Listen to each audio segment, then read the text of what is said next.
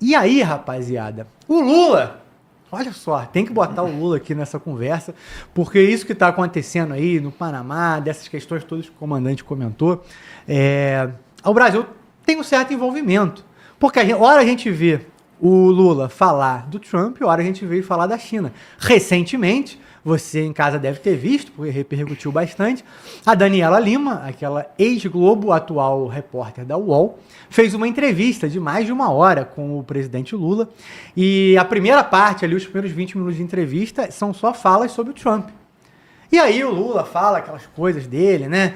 Não, eu vou lá vou lá encontrar o Trump olho no olho, né? Como se tivesse alguma paridade de poder ali. Mas, enfim, ele tá jogando para a torcida. E ele comenta sobre isso e fala: olha, o assunto sobre o Trump não vai acabar tão cedo. Quando a Daniela Lima fala: não, uma última pergunta sobre o Trump, ele, não vai ter última pergunta, porque esse assunto do Trump vai voltar toda hora.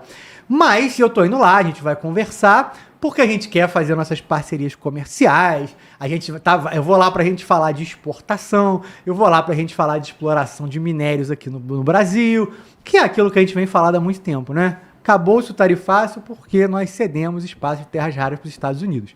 E aí, se você não viu, recomendo, tá lá no UOL, assiste lá, última entrevista aí do presidente Luiz Inácio Lula da Silva. Só que aí, logo depois, ele vai e fala do Trump, que não é assim, que ele não pode querer ser o dono do mundo, fazer o que fez com a Venezuela, querer tomar a Groenlândia, achar que o Canadá tá no meio disso. E aí ele fala, não, porque eu vou lá na China também, a gente vai conversar e tudo mais. Tá ficando complicado, porque a China aperta de um lado e o Trump aperta do outro. O Lula tem que tirar esse chapéu, ele sabe ser ensaboado. Ele sabe ser aquele cara que desvia, né, até uma hora que não dá mais. Só que ele foi encontrar o Putin na semana passada agora, nesses últimos dias. E ele volta com um acordo com o Putin. E esse acordo pode ser uma jogada,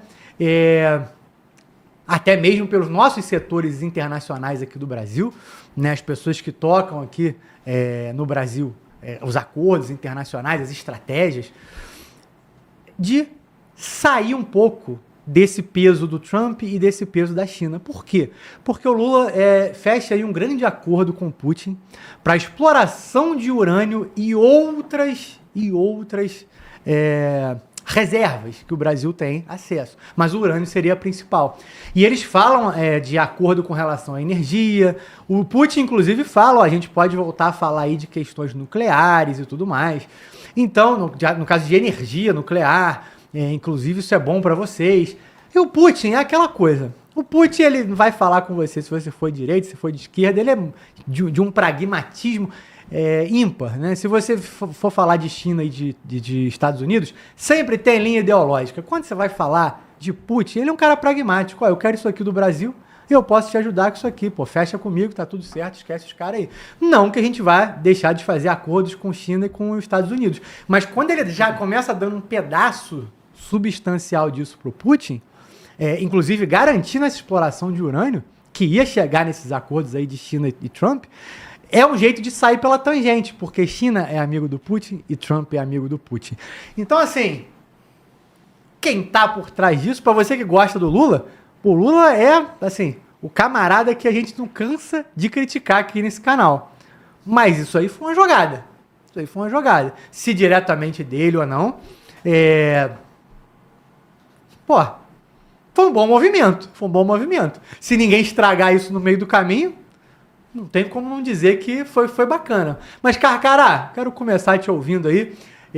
Eu consigo até imaginar por onde o Carcará vai, porque, né? Vamos ver, porque ele sempre cita esses plays internacionais aqui no Brasil, de embaixada. Carcará, com você. Valeu, meu amigo Eric. Cara, eu vou começar pela amizade, já que você. Vou mudar aqui um pouquinho para quebrar todo o raciocínio aí. Cara, quem é que é, digamos assim, amigo do Putin? O Lula é amigo do Putin. Show de bola. Xi Jinping, amigo do Putin. E o Trump? Amigo do Putin. Netanyahu, amigo do Putin. Erdogan, fechamento do Putin. O Modi da Índia, fechamento do Putin. A África, fechamento do Putin. Cara, então o Putin, ele está confortável nessa confusão do Lula com o Trump, Xi Jinping com o Trump, ele está assim, meus amigos, parem de brigar. Eu só quero vender a Ucrânia por 10 trilhões de dólares e acabou a guerra. Cara, e o Lula está nesse embate aí, que era para estar confortável, por quê? O Lula, o Putin e o Trump têm coisas em comum, cara. E não existe nada de errado do governo brasileiro, no caso agora o seu Lula aí, ele negociar energia nuclear, porque o Brasil é o seguinte, ele chegou no patamar, não tem para onde ir para algumas coisas, tipo assim, miniaturizar reatores, é um problema desgraçado, né? Dominar a energia nuclear, mais de 20 nações dominam, as 25, 30. Agora, quando chega na parte de engenharia dos reatores, aí muda totalmente a conversa, quando entra na parte de submarino nuclear, usina nuclear, miniaturizar armas, reatores, aí, meu amigo, aí a Rússia, China, Estados Unidos, França, são os países que detêm essa tecnologia. E só que quem é que passa essa tecnologia? Ninguém passa, pô. E a Rússia, pelo que eu estou vendo, a Rússia se compromete a passar tecnologia de reatores para o Brasil, que vai ajudar nos submarinos, em usinas nucleares baseadas no urânio, né, para enriquecimento de urânio, para transformar em eletricidade. E o Brasil tem o que oferecer, que é o quê? Já tem estrutura, tem cientista e tem as minas de urânio. No Ceará, que é aqui onde eu moro, existem 2 ou 3 reservas de minério de urânio, que são as maiores do Brasil. Santa Quitéria, Itatira e tem a Bahia, né? Que a Bahia também tem lá, onde é que tem a maior produção de urânio, está sendo na Bahia, em Caetité.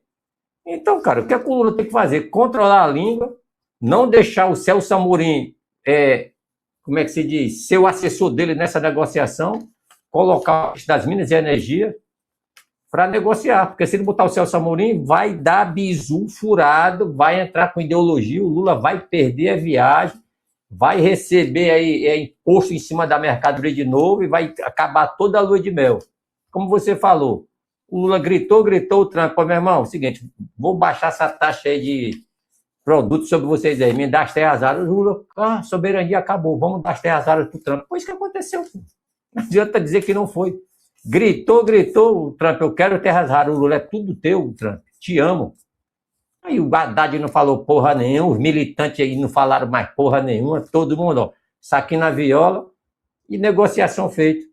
Aí você roubar o Brasil? Não, pô, porque se não for americano, vai vir outro país pegar as terras raras, pô. China, Canadá, Alemanha, todo mundo faz isso. O Brasil também faz isso, o Brasil explora petróleo em outros locais aí, na África, pega minérios de outros países aí, isso é normal.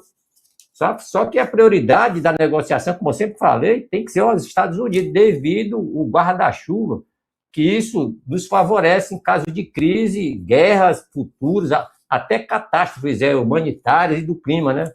Fica mais fácil você ter um aliado forte como vizinho do que você ter um inimigo forte como vizinho. É por isso que a Ucrânia está arrebentada. Não soube estudar geopolítica, quis lacrar com esse Zelensky babaca, podendo ser uma nação amiga dos russos, virou inimigo. Aí está aí agora, ó, nem mel, nem cumbuca. E está aí agora o Trump querendo negociar 10 trilhões pela região do Donbass e outras regiões aí. E com isso aí, o Lula, eu espero que ele tenha articuladores, especialistas à altura para saber ler esse tipo de coisa. Porque, vou falar, no campo da amizade, o Putin é comum ao Lula, ao Xi Jinping, ao Trump e ao Brasil. Então está mais fácil do que se fosse negociar com o Zelensky. Aí o negócio ia ficar feio, tá, senhores? Então não acho essa negociação difícil.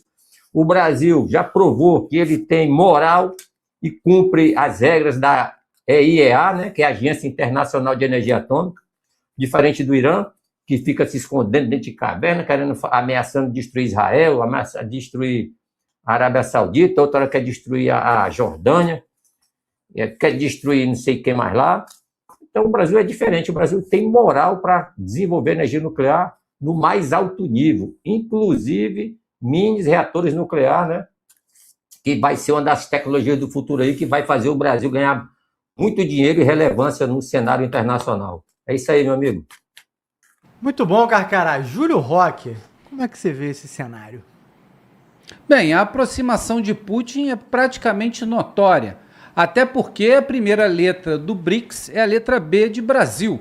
Então, é notório ele se aproximar do Lula, tentar uma aproximação cada vez melhor para tentar a reeleição do Lula, né? E ele ter esse aliado completamente sob sua tutela, vamos dizer assim, né, nesse acordo, num futuro bem próximo, que é a eleição que está por vir. Ele sabe muito bem que se Lula perder a eleição, muitas coisas vão se perder, né? Muitos acordos, e como o Carcará sempre fala aqui, esse país é o maior bolsão de commodities do planeta. E como eu vou repetir aqui agora com as palavras do Carcará, o grande fiel da balança planetária, uma expressão que ele usa muito e é verdade. E assim começa a briga por movimentações políticas para ter vantagem. É sempre da maneira que eu sempre expliquei aqui. A ação, ela tem uma certa imagem, mas você tem que ver além da imagem para saber a intenção. E é por isso que você está aqui no Fala Glauber News, né? Com esses grandes aí do comentarismo da geopolítica. Então, foi publicado também, né, o carro oficial de Putin.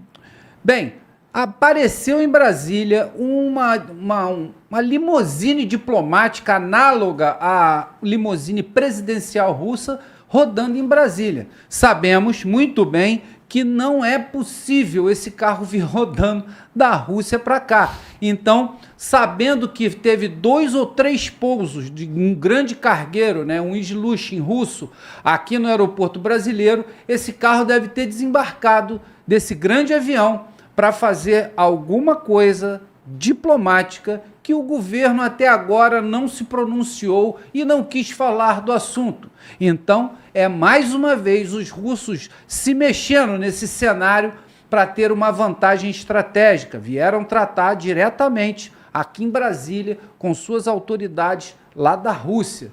Agora, o que estão tratando, como foi essa reunião, não sabemos e só podemos especular, né? Porque a mídia como um todo não tem nenhuma informação e nenhum pronunciamento do governo. O Carros é um Aurus Senat, né? Um carro incrível de 3 milhões de dólares, que custa uma viatura dessa, altamente blindada, totalmente luxuosa, que estava passeando nas ruas de Brasília com segundas intenções, Eric.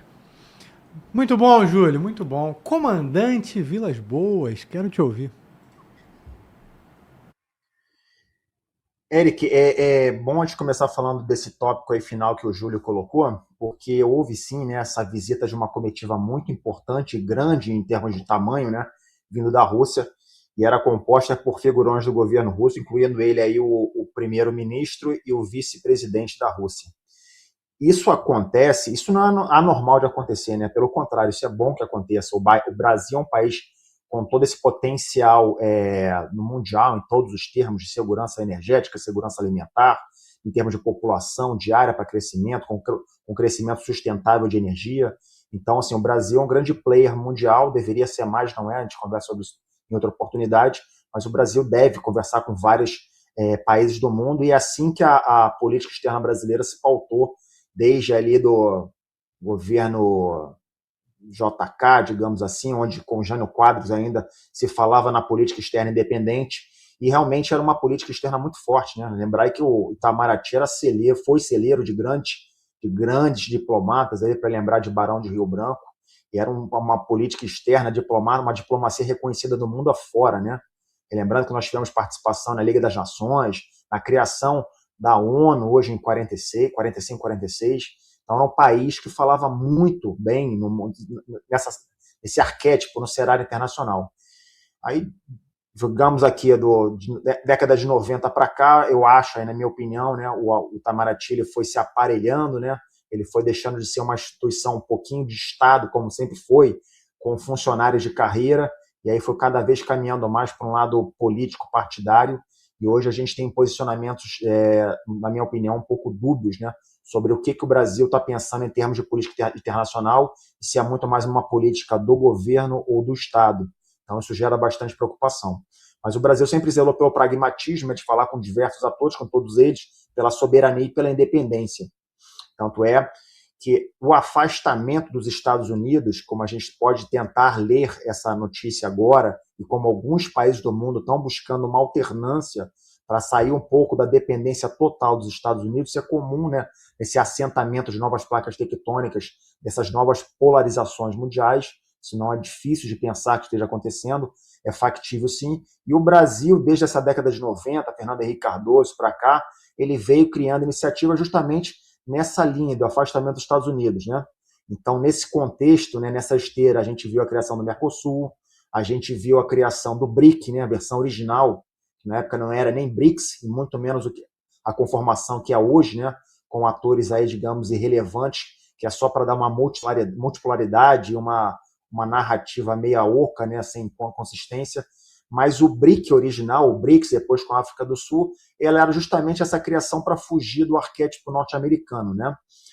A Rússia é um país absolutamente importante no cenário internacional, tirando o aspecto de guerra, né, que a gente está vendo aqui muito inserido, mas ele é um país que domina, né, o que a gente cansou de falar aqui do Hatchland, que é a ilha do mundo, é o centro de onde emanaria todo o poder de quem quer controlar o mundo, e foi e é importante para o Brasil em várias questões. Recentemente, não custa lembrar, quando a gente passou a pandemia, que o governo Bolsonaro foi à Rússia justamente para garantir o fornecimento do nosso maior insumo para o nosso agro, que é a questão dos fertilizantes.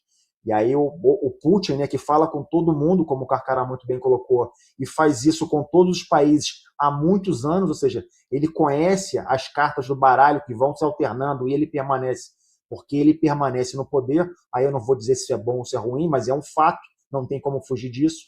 E aí ele negociou com o último governo e garantiu o fertilizante para o nosso agro, que é uma das nossas maiores vulnerabilidades geoestratégicas para o que diz questão aqui da nossa sustentação, da nossa soberania alimentar. Mas é outro assunto também. Então a Rússia deve ser conversada com todo mundo. O que chama atenção na minha leitura agora é que essa reaproximação com a Rússia, né, com a vinda da comitiva deles aqui, com uma outra provável devolução de visita com a ida dos dois, o encontro dos dois líderes, ele acontece numa situação que a Rússia, imagino eu, deva estar analisando o tabuleiro do xadrez da América do Sul e tomou uma porrada muito grande, né? Eles perderam o apoio da Venezuela, né, com a saída do Maduro. Então, aquele enclave, quase que um enclave, né, das ações russas, né, venda de armamento, a garantia do petróleo que acontecia na Venezuela deixou de existir, ou pelo menos de forma parcial. E o outro grande aliado seu que praticamente deve sucumbir aí nas próximas semanas é Cuba. Então, acho eu que as relações internacionais, a política externa russa, ela deve estar aliando e olhando para o Brasil com uma lógica, com uma atenção muito especial, porque o Brasil desempenha um papel muito fundamental aqui na América do Sul. Então, normalmente, o Brasil deveria ser aquele país de baleia, né? Para onde ele vai, os outros peixinhos deveriam mais ou menos ir atrás, e a Rússia está de olho nesse novo reacordo, tentando trazer o Brasil para debaixo da sua esfera de influência. E aí, ao mesmo tempo, a gente anunciou aqui na semana passada também que o presidente Lula também deve ir agora em março a Washington conversar com o presidente Trump. Então, assim, se você olhar pelo prisma do pragmatismo da política externa, está tudo muito certo. Ele está conversando com os dois, com China, seja lá mais quem for. Só que esse tipo de conversa, nesse momento agora, onde a instabilidade política internacional está muito instável, né, como para não usar de novo o eufemismo, mas essa situação agora ela se torna bastante cuidadosa, que exige cautela. Porque, olha só essa informação, né, que o principal ponto dessa conversa seria em torno da questão energética. E aí, logo depois, conversa a situação do urânio. Mas será que a questão do petróleo também não viria à baila? Já que a gente observa, né? Será que o Brasil com a Rússia vai conversar? A Rússia pressionaria o Brasil numa situação de consumir o petróleo russo naquele momento onde, basicamente, os Estados Unidos, por força da sua pressão econômica, está forçando todos os países a romperem esse tipo de acordo? O que aconteceu agora recentemente com a Índia, né? O Modi, basicamente, ele foi forçado, né, entre aspas, a cortar a compra de petróleo russo. Será que essa conversa também entraria com o Brasil?